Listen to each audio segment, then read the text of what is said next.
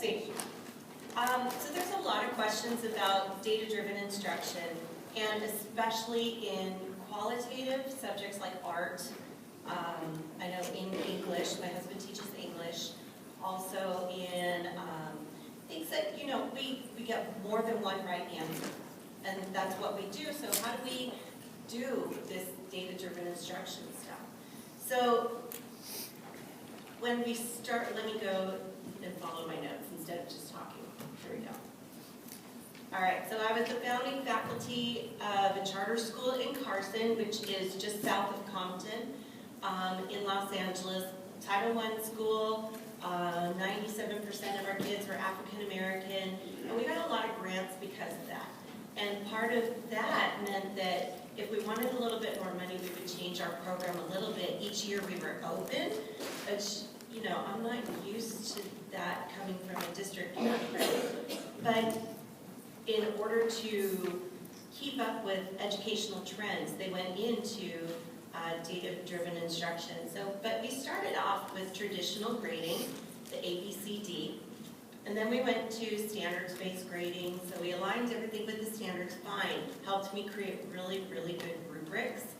But then we went into data-driven instruction, and what the type I'm talking about is the quantitative, the Scantrons, the multiple choice ABCD true false tests. And I really struggled with even, well, there were days where I just flat out refused to make a test for those things, or I would leave the answers up on the wall. I mean, it wasn't a true assessment.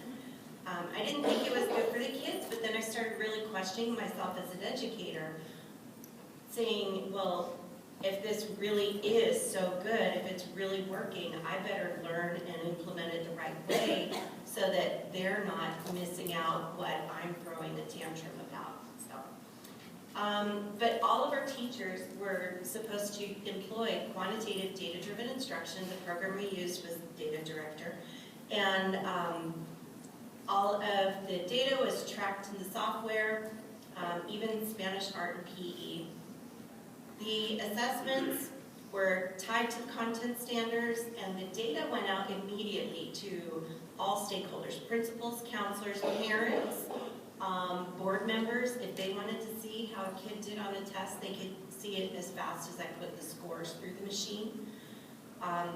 So we were pretty well drilled into this, and our assessments as teachers, our teacher performance assessments, were tied to our students' improvements. So the idea behind this is that this was supposed to be really good as a predictor for the state and national standardized tests. We have CSTs, or we used to in California, and now it's all sorts of other acronyms, but we're going to the Smarter Balance SBAC for the state test. And so again, quantitative answer options, multiple choice. Even if you use a rubric with a short answer response, the teacher needs to grade it on a data sheet, feed it through the ocular scanner, and that data gets uploaded immediately to all the stakeholders. You can compile all sorts of reports saying how good you are, how bad you are, what standards they didn't learn. So does this sound a little familiar to you guys? Yeah. Okay. Am I getting any of it wrong so far? Because, boy, I've been dealing with this for so long, I'm just kind of, okay, good. All right, so the problem, like I said, this really put me in a bind with how do I teach art and keep to the meaning of art and do that in a way where I don't diminish my curriculum or the quality for my students, or how does this work? So what I did, I enrolled back in Cal State Long Beach and into the master's program, and I thought I really need to explore this, or else, you know, I'm going to lose my job for just refusing to use it, and because it just didn't seem fair to the kids or to me as a teacher. So that's where I'm coming from on this, and my thesis question was, does the use of quantitative data-driven instruction and assessment decrease creativity. So after months and months of sorting through this, the only thing that I could find to measure on them in order to be succinct about why is this good or bad is to measure their creativity. Okay? All right, so let me back up a little bit. And I think we all can agree we've worked with teachers who are more concerned about technique than creativity. There seems to be two schools of thought in art ed, and I'm of the school where we do technique and creativity, but there are some teachers who are like, this is the way we do it, it's got to look like this. So I acknowledge that, and I'm coming from the other side where I don't want you to be my Art Stalker students. I want your stuff to look different. You show me what you're thinking, and I'll be able to communicate with you through your work, and it's good. And also, a lot of other people feel this way too. Creativity is supposed to be an outcome from the President's Council of innovative thinking. It's something that's desired in all the employers are wanting it. It's in the top 5 skills. And we, as in the art field, we use creativity to develop these skills of higher order and critical thinking, communication. So that's where I'm coming from, and that's where I'm kind of leaning in with this. And also, have you guys seen the revised blooms from Rex Hare at Iowa State? Okay, I've got the PDF up on the app, but I'll also add a link to it. So this is blooms. And I'm sorry for the laser. The lower order thinking skills identify, let's see, all of the things that we do with standardized tests, they're down here, right? Respond, select, and you and I and all the things we teach are up here at the top of this awesome pyramid. And when you get onto the website for this thing, it's actually very interactive, so it's a really cool tool to use. But the thought is, if I'm already teaching up here, and my kids are already succeeding up here, why do you want me to bring it back down to rote memorization, which is what was going on with the quantitative tests. Now again, I'm not talking qualitative, but this is what we were using at this school, and this is where I was struggling as an art educator, okay? All right. So we're already up at the top. Why do we need to go back down? All right, so in my 3 categories for the review of literature, I talked about the assessment of creativity. And according to 2 really good top researchers, Mihaly Csikszentmihalyi, I emailed him and asked how to pronounce. He is talking about, well, creativity is an outcome of the process of making and the product, and it's a social process, and within the domain of art and the field of art education, the individual, all 3 levels, are deciding what is creative, okay? I'll get further into that in a moment. But it is contextual within the domain. So within art education, we have to consider what is the project about, what were you trying to learn, what's the outcome. So you can't just look at a product and say, oh yeah, that's creative. It's about what did you learn and why, and what did you really get from it. And then Teresa Amabile, I'll talk about her in a second. She insists, and so does Csikszentmihalyi, that this has to be a heuristic process, that uncertainty has to be part of it. It cannot be algorithmic. You cannot have one right answer. And then I thought about, well, okay, what do we usually do? What's the majority of the way we assess currently in art ed? And it's through basically authentic assessment. The way we do that is primarily qualitative. And we encourage divergent thinking, where we have those many right answers. We look forward, we build upon what we do, but this is also about skills instead of right answers. This is student and teacher cooperative. The students are as much a part of their assessment and their learning as we are as educators. And there's a whole list of things that have to happen for something to be a valid assessment. If we have most items on that checklist for authentic assessment, it's still valid because it is qualitative. Now, when we get into quantitative, data-driven instruction, it's all about the convergent thinking, where there is only one right answer. And it is, the entire pedagogy is built on, you build the assessments first, and the instruction supports the assessment. Nowhere in that equation is the student a priority. That's opinion. I'm talking about my research, I apologize. But the books clearly state, the research state, it's about the assessment. And there is only one right answer. The assessments have to precisely match the standards. One thing about the authentic assessment, which we do in art ed, it's mostly intrinsic motivation to succeed and the extrinsic to get approval, encouragement, feedback from peers. The quantitative data-driven instruction is, the motivation is entirely extrinsic. Now, a lot of research has been done about test motivation, and if it's entirely extrinsic, scores go down.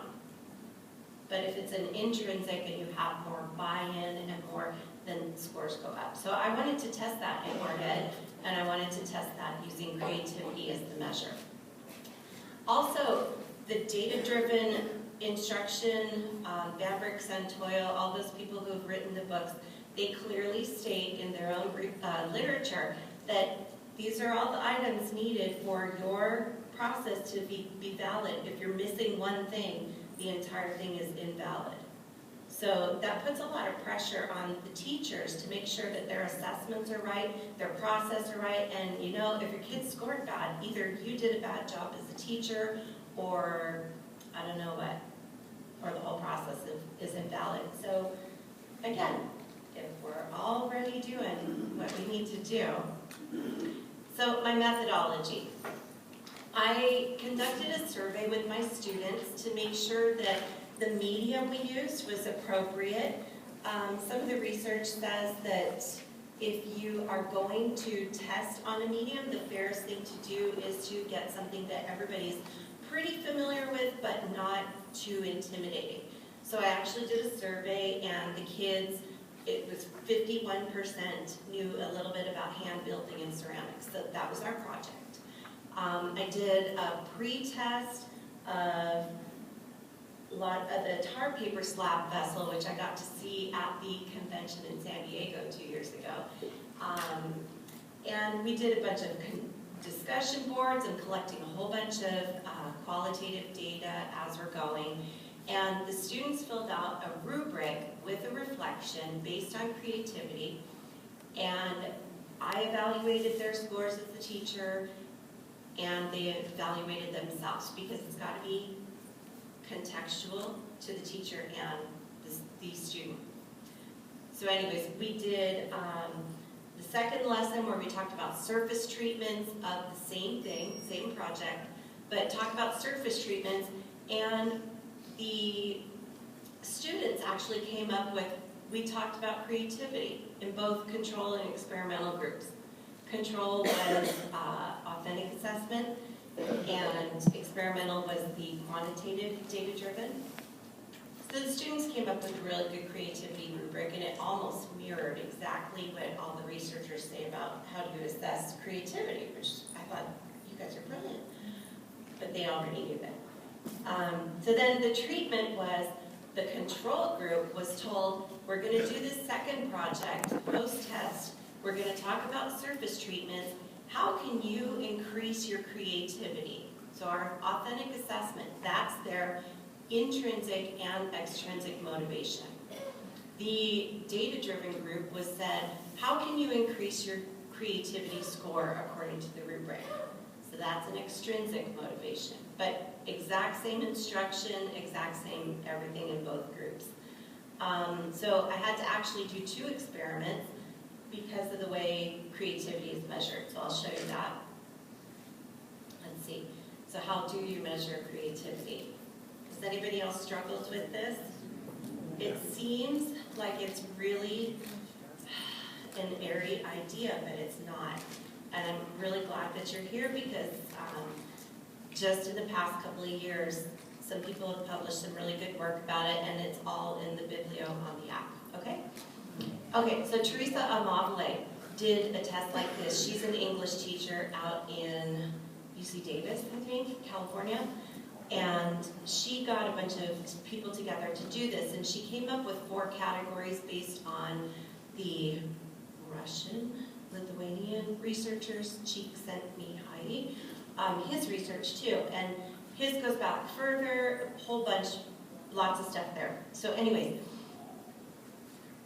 the social process of this, there's 4 categories, so these became 4 of the hypotheses. The work has to synthesize ideas in original and surprising ways. It has to be, the work, the product has to be a novel or valuable response to the task. So if I'm giving you a puzzle saying you have to make a 2-sided tar paper vessel with a bottom, which was their task, it's got to be novel and a valuable response. Also, the work makes you ask new questions to build upon an idea. And work enables you to discover or learn something not directly instructed. So I'm always looking for the kids. I know that much of teaching they're not going to get until much later, or they're learning something about the way that I'm passionate about what I'm doing, or I'm totally bored with it. They pick up on all those other things, and they're learning much more than we're teaching. We already know that.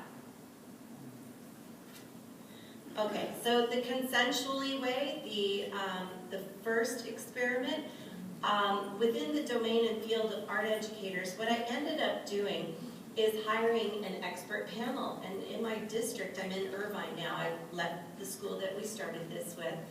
I've actually got 5 other middle school level art educators.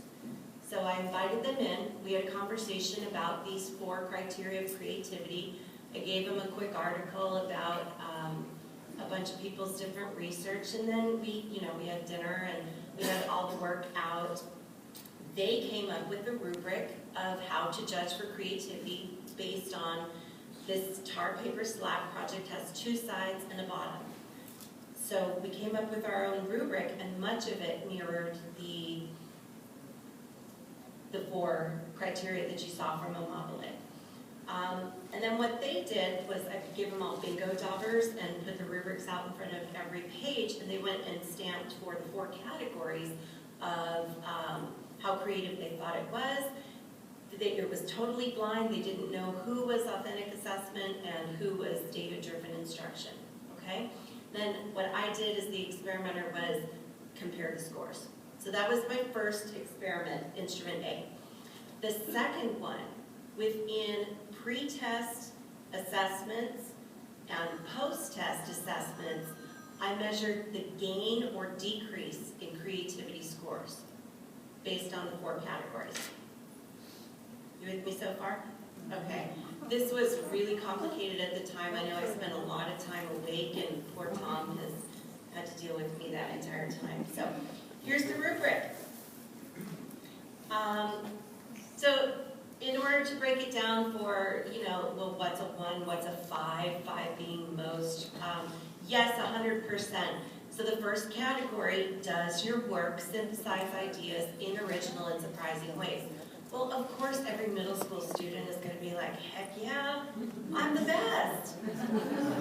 So having been married to an English teacher and talking about textual complexity, and dealing with one of the things that I was looking up into, I really love doing VTS in my classroom, the visual thinking strategies. Philip Yenawine did another article making a scale of visual literacy. So it's got 1, 2, 3, and 4 levels of visual literacy, but there's a massive gap between level 3 and level 4. It's like level 4, you're in the St. Teresa's ecstatic position all the time, and you walk around like that. It should be institutionalized. Level 1 is you've never heard of art before, and level 3 is, you know, kind of like most of us usually are if we're not art teachers. But so there's a big jump. So we had to come up with textual complexity based on a scale like that for visual literacy. And I had the kids write, describe how you did or did not do this criteria in your project. So if I'm looking at something and they're telling me it's a 5 and it looks like they put it together right before I looked at it, or I saw them screwing around for a month and now they're turning something in, or if they think it's a 2 and they're being super hard on themselves and it's actually a 5, I make them describe how they did it. So if the complexity of their text says that I, as a teacher, should up that score, I've been able to do that because of what they see, what I see, and the written communication between us. So if I could record those things, that would be even faster, but this seems to be a really easy rubric to add to any media project. But, so rating their own work in the category 0 to 5, and then I would go and give them a teacher rating. Gave them back their pre-test assessments and gave them, here's some of the pre-tests. So,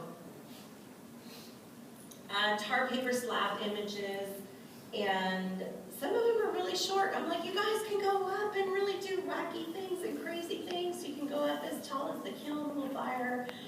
And only one, Daniela did this one, is about, I don't know, 2.5, 3 feet tall.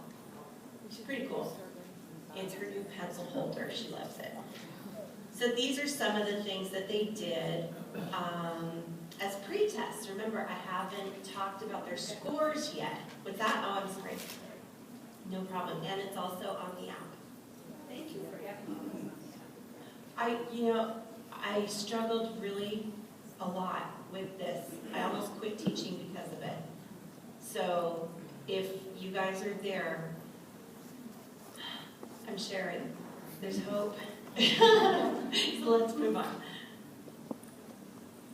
Okay, so my instrument A, my panel of art educators came in and they bingo dobbered on everything, which is like the fastest way to do a quick scoring because it's all like a preloaded stamp. And they checked out, they had to see part of their rubric that they created is the third category. They wanted to see improvement from pre-test to post-test. So instead of having all the pre-test projects next to the post, it would get a little visually confusing. I printed out pictures of the pre-test works and put them right underneath all of the post-test works. Again, it was totally blind. They didn't know who was authentic assessment, who was data-driven. But you can see some of them look pretty good. Some of them are, interesting, creative things. But the task was 2 sides and a bottom tar paper slab projects, right? This will come up later. Some of them did, it's hard to see, there's a textural treatment on the inside of that cylinder. 8th grade work, nothing spectacular. Some of it was, but about middle of the road, pretty good stuff. And it was really helpful to see what the other teachers thought of what I was teaching. It was good. Okay, so here are the results to that first experiment. The control group, the authentic assessment, is in blue, and the data-driven is in red, okay? In all 4 categories, the authentic assessment pre-test had higher scores, as judged by my very critical peers, not me. The data-driven group had lower scores overall, but it wasn't a significant difference. So if we're looking for statistical significance, almost, but not enough. But I thought when I looked at the data range, some things really popped out at me that make me question, why is this happening? So on the left side, each box plot is the authentic group. On the right side is data-driven. And in 3 of the 4 categories, creativity scores, the mean score is higher. The range is a lot bigger, except for that 3rd category, the improvement. So I don't know what this means, but again, no statistic significance. But it's very curious, and I want to continue with this, but let's see. So instrument B, we had the kids go back, do the same project, but also address the surface treatment of the area. Authentic assessment group, how can you be more creative, quantitative, data-driven, how can you increase your creativity scores? And in the 4 categories, this is left is before, the blue is the before the pre-test, the red is the post-test. Again, the authentic assessment is on the left here, and data-driven is on the right. So we had a good gain with the scores for work synthesizes, ideas, and original and surprising ways for the authentic assessment group. And the score went down for the data-driven group, but there was no significant difference between the 2 in this category. But interesting data. A slight increase for work as a novel or valuable response to the task in the authentic assessment, and a bigger increase in the data-driven group. But again, no significant difference. And here's where we start to get statistically significant.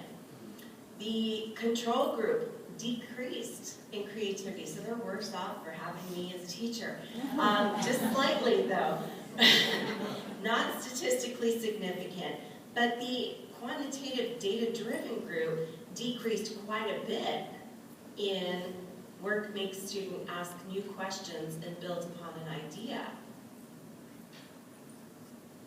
And our 4th category was also statistically significant, where the authentic assessment group increased, the data-driven group decreased in scores, the mean scores for work enables you to discover or learn something not directly instructed. Okay, so I'll summarize the results, and if you guys have questions or stuff, we'll get to that. It's pretty, I don't know, but for overall, the instrument A, where I had the expert panel come in and they measured everything, and I took the means, the total creativity scores based on their contextual rubric. The authentic assessment group showed higher creativity scores, but not a significant difference statistically.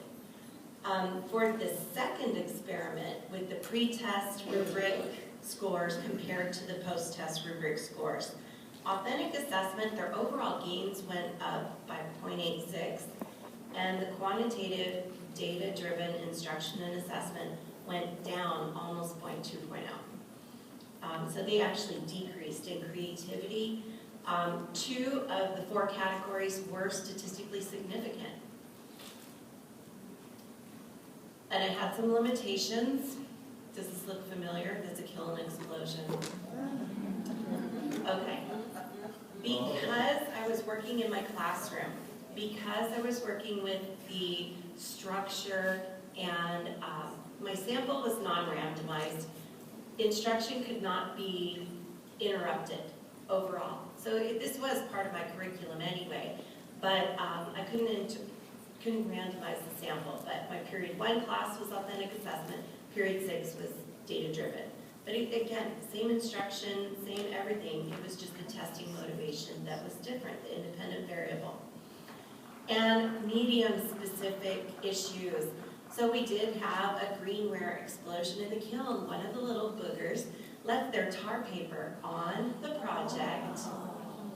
The tar paper boiled enough to shatter everything in the kiln during the greenware fire. So I lost about 29 samples. So because the kids were heartbroken about this, he was trying to be sneaky and get in under the deadline. Because of this, the kids tried really quickly to make up a project and work and get it in because they wanted to have the other teachers look at their work too and assess it. I just said there was a gallery showing, they would come to see how I'm doing as a teacher, no worries. If you don't have something to show, it's cool. But there, when I had the panel in there, some of my colleagues were very letter of the law when it came to some of the criteria that they used to judge the creativity. For example, there were a lot of cylinders, and a cylinder has a bottom, but some argued that it only has one side. And some said, no, it's got two, it's an inside and an outside. So they were like, well, no, it's not very creative, so they marked it down. Or I had a lot that were wind chimes, or ended up being something else.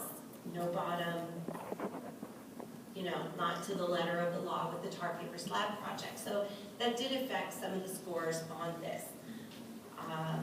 Let's see what else.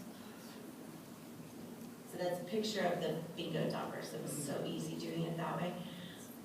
So overall, when you use quantitative data-driven instruction, and I've only done this with the tar paper slab project so far, I've seen a decrease in creativity. The narrowing of the scores was really concerning when you implement data-driven instruction. So narrowing of the range of scores. I know that's the purpose of data-driven instruction, is to get the low scores up towards the middle, and you're not really supposed to get the high scores to come down, but to get them closer together. But if that's part of the price of doing it, is that something that we want to do? I'm not sure. But we need to keep this conversation going, and I need help. So the assessment motivation.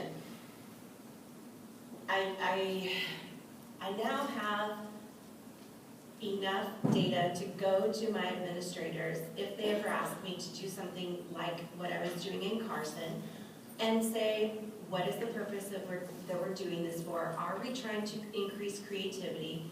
Because let's face it, every single one of us is judged when we display work on how creative or good looking or technically fit, all of those. It comes into view and it reflects on our entire program as an artist, as an art educator. If our work doesn't look creative, if our student work looks bad, what can happen because of that? These are the things that keep me up at night. So are we trying to increase scores, and for what point? How many of us are using standardized tests for visual arts? Mandated? And they're attached to your performance? Yes, okay. So if they are mandated, are you doing more art history, or what is it? Okay, rubric-based? There's a written pre-post standard test. Yeah, you're in what state? Illinois, okay, great. I'm gonna look into that later. Yeah, I know Tennessee's starting to talk about something like that, but in California, it's really, the charter school movement is, they're really picking up on data-driven instruction, and for some subjects it's phenomenal, for others it's a struggle.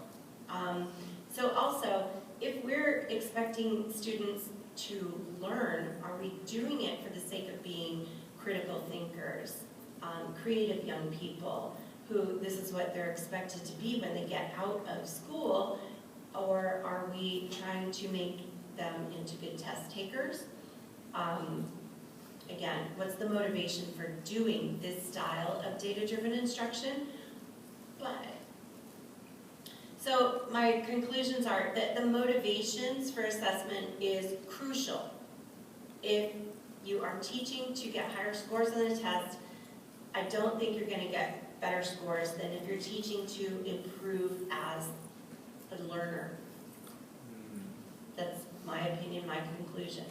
I think also, when we started implementing, and this is my personal experience, when we started implementing Data Director, it was not tested yet as an effective pedagogical tool to employ in all subject areas.